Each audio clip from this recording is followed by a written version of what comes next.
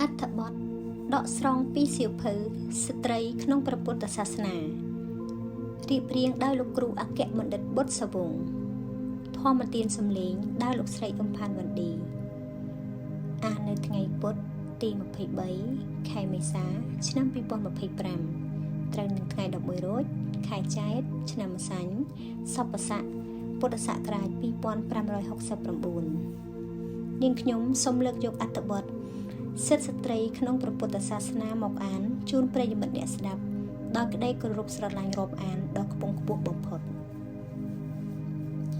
ស្ត្រីនិងបុរសមានសិទ្ធិស្មើគ្នាឬទេសំណួរនេះ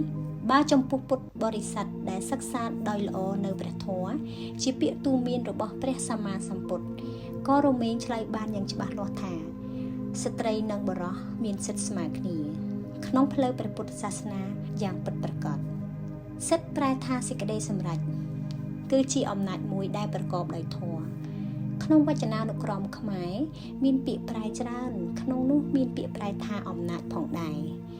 ប៉ុន្តែក្នុងរឿងសិទ្ធិស្ត្រីនេះសូមអធិប្បាយថាអំណាចដែលប្រកបដោយធម៌ព្រោះមិនមែនជាសិទ្ធិអំណាចដែលត្រូវសម្លាប់ឬត្រូវនិរទេសជនដទៃជាដើមនោះឯណានេះគ្រាន់តែជាសិទ្ធិមួយដែលអាចសម្រេចបានតាមសមត្ថភាពរបស់ខ្លួនប្រកបដោយធម៌តែប៉ុណ្ណោះពលគឺប្រឆាទោសគ្រប់យ៉ាងកាលបើសិទ្ធិគឺជាអំណាចប្រកបដោយធម៌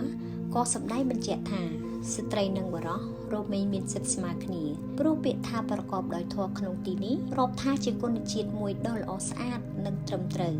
មិនទំនាស់នឹងគោលព្រះពុទ្ធសាសនាដោយដែលពុទ្ធបរិស័ទយើងបានជ្រាបគ្រប់គ្នាហើយថាព្រះពុទ្ធសាសនាជាសាសនាដែលបើកទូលំទូលាយសម្រាប់មនុស្សគ្រប់ភេទគ្រប់វ័យចូលមករាប់អានបុរសផងស្ត្រីផង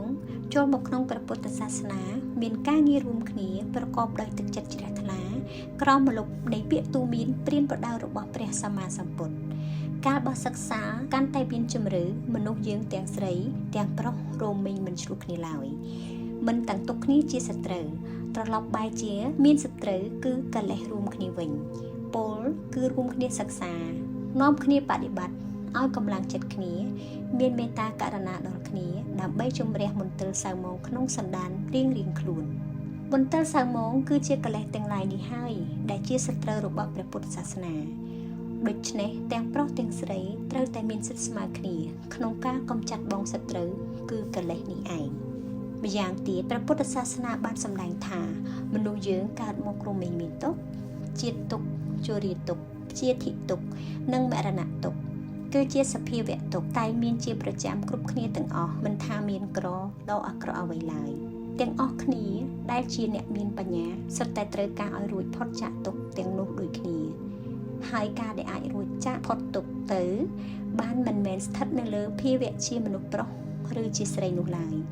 គឺវាស្ថិតនៅត្រង់ការអប់រំបញ្ញាដែលជាផ្នែកនៃការចម្រើនផ្លូវចិត្តឯនេះដោយឡែកក្នុងបេដកលេខ30ទំព័រទី3ក្នុងសោមាសូត្រមានចិត្តបាបបានពោលទៅរកព្រះនាងសោមាភិក្ខុនេះដូចនេះថាព្រះអរហន្តណាដែលមានដោយក្រជាទីដែលអ្នកស្វែងរកទាំងឡាយគប្បីដល់ទីនោះត្រីដែលមានបញ្ញាត្រឹមតែពីធ្នាប់មិនអាចនឹងដល់បានឡើយព្រះនាងសោមាបានតបពោលទៅមានចិត្តបាបវិញថាកាលបើចិត្តតាំងមុំល្អហើយញៀនប្រព្រឹត្តទៅហើយភាវៈជាស្ត្រីនឹងមកធ្វើនៅការរារាំងអ្វីដល់បុគ្គលអ្នកឃើញនឹងធម៌ដោយប្រពៃក្នុងព្រះពុទ្ធសាសនាបដិសេធរបៀបរបបក្នុងសាសនាព្រាហ្មណ៍ដែលប្រកាន់ឋានៈរហូតមកដល់សពថ្ងៃព្រះអង្គត្រាស់ថាដែលជាព្រាហ្មណ៍នោះមិនមែនស្ថិតនៅលើជាតិកំណើតទេគឺស្ថិតនៅលើការប្រព្រឹត្តរបស់មនុស្សដែលព្រះសម្មាសម្ពុទ្ធទ្រង់ត្រាស់ហៅថាព្រាហ្មណ៍ក្នុងទីនេះគឺបុរសក៏ដោយស្ត្រីក៏ដោយឲ្យតែជាអ្នកកំចាត់បងនៅបាបគឺព្រះអង្គត្រាស់ហៅថាជាព្រាហ្មណ៍ទាំងអស់ឯការថោកទាបក៏មិនមែននៅលើស្ត្រីឬប្រុសនោះទេនោះលើការប្រព្រឹត្តថោកទាបនឹងឯងកាលបើដូច្នេះយើងត្រូវយល់ដល់ព្រះពុទ្ធសាសនាដែលជាសាសនាឲ្យឥស្សរភាពដល់មនុស្សគ្រប់គ្នាគ្រប់ជាន់វណ្ណៈគ្រប់ភេទគ្រប់វ័យដោយចំពោះគឺនៅត្រង់សមត្ថភាពខាងផ្លូវចិត្តទាំងស្រីទាំងប្រុសមានអំណាចក្នុងការអភិវឌ្ឍខ្លួនឯងឆ្ពោះទៅរកការរួចផុតចាកទុក្ខបានដូចគ្នាទាំងដែលព្រះអង្គទ្រង់ឲ្យសេចក្តីសំខាន់ចំពោះបុរសនិងស្ត្រីប៉ុនគ្នាទៀតផងព្រះសម្មាសម្ពុទ្ធទាំងឡាយទ្រង់បានកើតឡើងក្នុងលោកមិនមែនដើម្បីប្រយោជន៍ចំពោះតែបុរសនោះទេ ព ព្រះអង្គទ្រង់កើតឡើងក្នុងលោកដើម្បីប្រយោជន៍ដល់ស្ត្រីផងដូចគ្នាដែរផ្លូវនៃការរួចផុតចាកទុក្ខបើកទ្វារទទួលទាំងស្រីទាំងប្រុសពោលចំពោះព្រះគុណនៃព្រះសម្មាសម្ពុទ្ធព្រះអង្គទ្រង់មាននៅព្រះハរតីមេត្តាករុណាដល់សពសត្វទាំងអស់ស្មើគ្នាសពថ្ងៃមានមនុស្សមិនតិចអ្នកឡើយដែលយល់ថាស្ត្រីមានសិទ្ធិតិចជាងបុរសដោយចំពោះក្នុងរឿងបព្វជិឧបសម្បទាយ៉ាងណាក៏ដោយសម្រាប់ព្រះសម្មាសម្ពុទ្ធព្រះអង្គទ្រង់ឲ្យសិទ្ធិយ៉ាងពិតប្រាកដក្នុងវិន័យបិដកលេខ11ទំព័រ266ព្រះអានន្ទបានក្រាបទូលព្រះដ៏មានព្រះភិក្ខថាបបិទ្ធព្រះអង្គដ៏ចម្រើនព្រះនាងមហាបជាបតីកុតមីមានឧបការៈច្រើនជាព្រះមាតុច្ឆានៃព្រះមានព្រះភិក្ខព្រះនាងបានព្រមទ្រថែរក្សាថ្វាយទឹកសិរៈក្នុងការដែលព្រះមេដាទ្រង់ព្រះទីវង្គតទៅព្រះនាងបានបណ្បើងព្រះអង្គតរៀងមកបបិទ្ធព្រះអង្គដ៏ចម្រើនសូមទ្រង់មេត្តាប្រោសឲ្យមេត្តក្រៀមបានចេញចាក់ផ្ទះចូលមកកាន់ភ្នោះក្នុងធម្មវិន័យដែលព្រះតថាគតទ្រង់ជ្រាបច្បាស់ហើយផងចុះក្នុងទំព័រដដែលព្រះសម្មាសម្ពុទ្ធទ្រង់ត្រាស់ថាមនាលអានន្ទបើមេត្តក្រៀមចេញចាក់ផ្ទះចូលមកកាន់ភ្នោះក្នុងធម្មវិន័យដែលតថាគតជ្រាបច្បាស់ហើយក៏អាចដើម្បីធ្វើឲ្យច្បាស់ជាក់នៅសោតាបត្តផលផងសកទាមិផលផងអនាគាមិផលផងអរហត្តផលខ្លះបានការដែលព្រះអង្គពុំទាន់អនុញ្ញាតតាមសំណូមពររបស់ព្រះនាងមហាបជាបតីកុតមីនិងព្រះអានន្ទមិនមែនបានសេចក្តីថា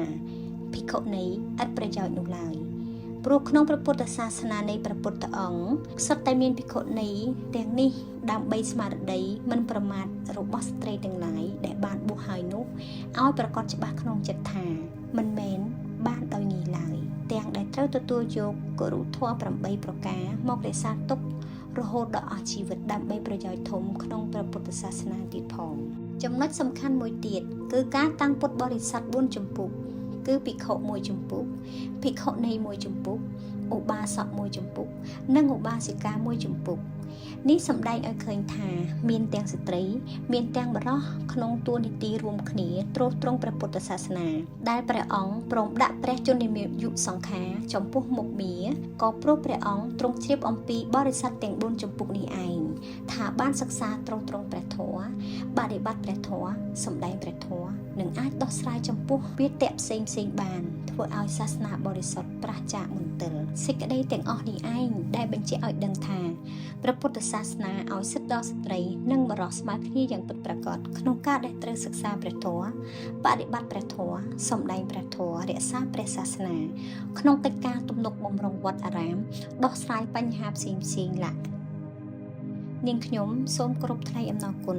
ដល់ប្រិយមិត្តទាំងអស់ដែលបានចំណាយពេលវេលាដ៏មានតម្លៃតាមដានស្ដាប់នៅអត្ថបទនេះរហូតដល់ទីបញ្ចប់សូមគោរពលា